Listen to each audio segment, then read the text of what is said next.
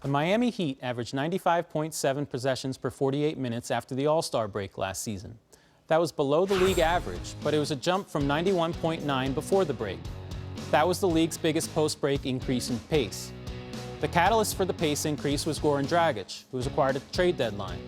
Dragic ranked 4th in the league in fast break points and 3rd in shots in the first 6 seconds of the shot clock last season.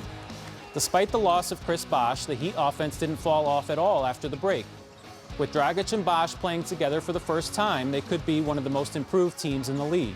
And they'll have a point guard who will push the pace and get them some easy baskets in transition. John, thank you very much. And now let's talk about the top pick for Miami. Smitty, that's Justice Winslow out of Duke, 10th pick overall, only 19 years old, great pedigree, so-so in summer league, but we're thinking long term. And Smitty, you were that guy. You came out as a high draft pick with big expectations. So give me the early report on Justice. What you love about Justice Winslow, he competes. He competes, and that's the one thing you love about him. And you watched him playing at Duke. It was whatever it takes to win. I mean, defending the basketball, and obviously he has to work on his shot. And we're in an age now in the NBA, it's positionless basketball, and that's what he is. I don't think you can define him as a 3 or a 2.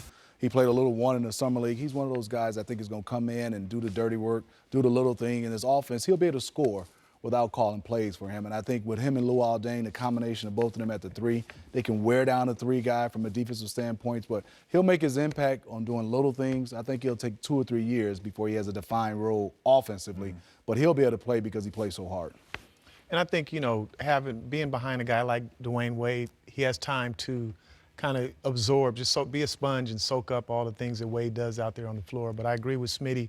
He's going to have to do the little things, the dirty work defensively.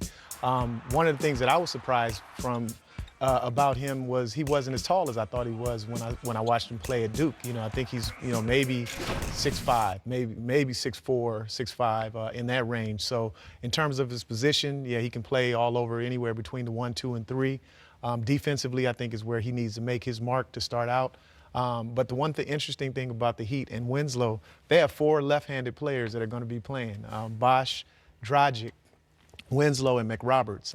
So that may throw teams off a little bit because over the years, the guys who have been handling the ball have been right-handed, playing from the left side of the floor going right. Now they got a bunch of left-handed guys that are going to be playing on the other side. So we'll see if that has any kind of effect on I like the way they do. I like that. Southpaws and four lefties and sure. D-Wade. We always talk about starting and setting the foundation for defense, but Bishaw, is there something that he'll have to develop in the pros? Smitty talked about the outside. It seems like we say that for every young player. You have to develop your shot.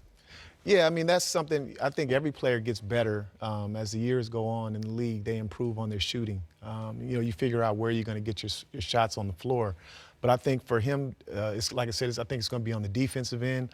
One of the things that Dwayne Wade doesn't like to do is chase guys off of screens and things of that nature.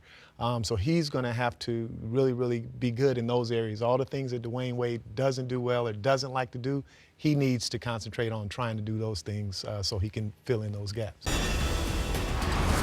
hanging and hitting. Gives it up to Wade, and Wade dumps it home. Oh, thrown down by Wade. Oh, what a play by Wade. Zigging and zagging is Wade. Well, say this about the Miami Heat. Despite all the injuries and the doom and gloom with LeBron James gone, they hung in there till the end, coming up just short of the playoffs in the East. And now a huge reset in year 2 without the King and a full year of Goran Dragic and Chris Bosh. In our Coach's Corner, here's Mike D'Antoni. 3 keys in attacking the Miami Heat. First, you got to handle their defensive pressure. Spoelstra loves to get out, trap pick and rolls, and put a lot of pressure on you defensively. You have to be ready for their speed and their intensity. Second, get back in transition. You have to be able to get below the ball or Dragic will kill you in transition, and also Wade. And be sure you attack Whiteside out in the court away from the rim. If he sets up defensively inside, he is a presence. So get him out, pick and rolls, and get him away from the rim. So we're going high tech in the Coach's Corner with the whiteboard. Tried and true. All right, at this point, it's all guesstimate. Last year, the Miami Heat won 37 games. For our purposes, 46 games. Will it be more or less than 46 games or 46, Smitty? You know, everything is depending on their health. But I think if they're healthy with their lineup, their starting lineup, it could be one of the best in the NBA. I think it comes down to their second unit. I have them winning more than 46 games.